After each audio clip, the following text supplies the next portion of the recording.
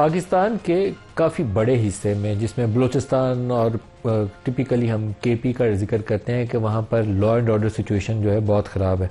दहशतगर्दी के वाक़यात इतने होते हैं कि रोज़ाना इस कौम के 2-4 बेटे शहादत पाते हैं, और वो ख़बर हम इतनी पढ़ पढ़ के आदी हो गए हैं कि हम उन 2-4 ख़बरों पे पूरी कौम को परेशान होना चाहिए कि ये वाक़या क्यों हुआ, लेकिन क्योंकि हर रोज़ हो रहे हैं तो हमारी वो अब शायद आदत पड़ गई है उस ख़बरों को सुनने की, जो एक बहुत ही अफसोसनाक सूरत हाल है।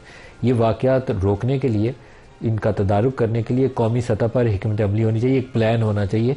कोई भी कौम रोज़ाना ये इस तरह की खबरें सुनना पसंद नहीं करती कि इस कौम के आज 2 बेटे एफसी के जवान शहीद हो गए, आज पुलिस के एहलकार शहीद हो गए। अभी भी थोड़ी देर पहले पेशावर में एक ब्लास्ट हुआ है जिसमें 3 पुलिस एहलकार जख्मी हैं। इसी तरीके से बलूचिस्तान में रोज़ाना फ़ौज के लोगों की शहादत हो रही है। ये काबिल कबूल नहीं है। लेकिन उससे भी ज़्यादा परेशानी की बात अब पिछले चंद रोज़ के अंदर AJK के अंदर, आज़ाद जम्मू एंड कश्मीर के अंदर जो अमन अमान की सूरत हाल है वो बड़ी परेशान कुन है।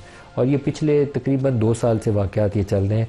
वाक़या शुरू हुआ था बिजली के बिलों में इजाफे के ऊपर, फिर टैक्स का मामला उसके अंदर ऐड हो गया। इसी तरीके से छोटी छोटी चीज़ें इजाफा हो रही हैं। अब उनका जो सबसे बड़ा मुतालबा है वो ये है कि जो मुहाजिरीन की सीटें हैं, जहाँ जो पंजाब से मुंतखब होते हैं और वो फिर AJK असम्बली का हिस्सा बनते हैं, उनको भी ख़त्म किया जाए। अब मेरे सामने एक ऐसा नक्शा है कि जिसमें आपका बलूचिस्तान जो है वो सेटल नहीं है, वहाँ अपना अमन अमान का बहुत बड़ा चैलेंज है, सिक्योरिटी का चैलेंज है। आपका KP जो है वो पुरसकून नहीं है, उसके काफ़ी सारे इजला नो गो एरियाज़ हैं, वहाँ आप शाम के बाद जा नहीं सकते और वहाँ TTP के लोग दंदनाते फिरते हैं। AJK पूरा आपका सेटल्ड अब नहीं है, अब सूरत हाल बहुत ज़्यादा अबतर है। वहाँ उन्होंने पुलिस एहलकारों के साथ जो कुछ किया है वो काबिल कबूल नहीं है। तो क्या ये एक अच्छे तरीके से हम पाकिस्तान को चला रहे हैं? बहुत बड़ा सवाल है कि ये निज़ाम हुकूमत के ऊपर एक चैलेंज है।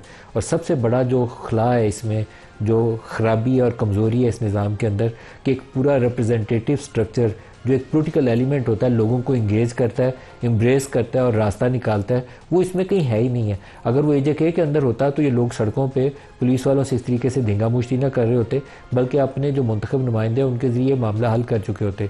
बलूचिस्तान के अंदर भी ऐसी सूरत हाल है, वहाँ से सरहद पार से बहुत ज़्यादा दहशत गर्दी आती है, KP में सरहद पार से बहुत दहशत गर्दी आती है।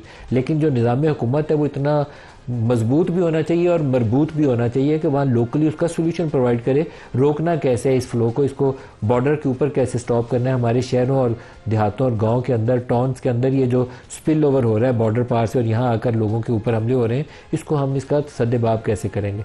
जब इसमें आप नाकाम हो रहे हैं तो आपका सिक्योरिटी एपरेटस वो भी साथ नाकाम है, आपका निज़ाम हुकूमत भी नाकाम है, और यहाँ वो खदशात डेवलप होते हैं कि क्या ये सिक्योरिटी इस काबिल है कि यहाँ बहुत ज़्यादा सरमायाकारी गैर मुल्क से आए और यहाँ बड़ी बड़ी फैक्ट्रियाँ लगाएं, कारखाने बनाएं और यहाँ लोगों को तहफ़्फ़ुज़ हो। आज के प्रोग्राम में ये ओवरऑल जो कॉन्टेक्स्ट है इसको भी डिस्कस करेंगे, और जो गज़ा की सूरत हाल है उसके ऊपर भी बात करेंगे। फ्लोटिला के ऊपर वो जो दोबारा इसराइली हमला है, आज से चंद साल पहले भी हुआ था और फिर उन्होंने आज दोबारा उस चीज़ को दोहराया। बहुत ही अफसोसनाक है और इस पर मुस्लिम दुनिया स्वाय देखने के इसके कुछ भी नहीं करेगी। मज़म्मती बयानात हमारे वज़ीर आज़म का भी आ गया, बाकियों के भी आ जाएंगे, लेकिन अमली तौर पर उस एग्रेशन को, उस दहशत गर्दी को जो इसराइल की तरफ से आ रही है, उसको रोकने के लिए कोई भी तैयार नहीं है।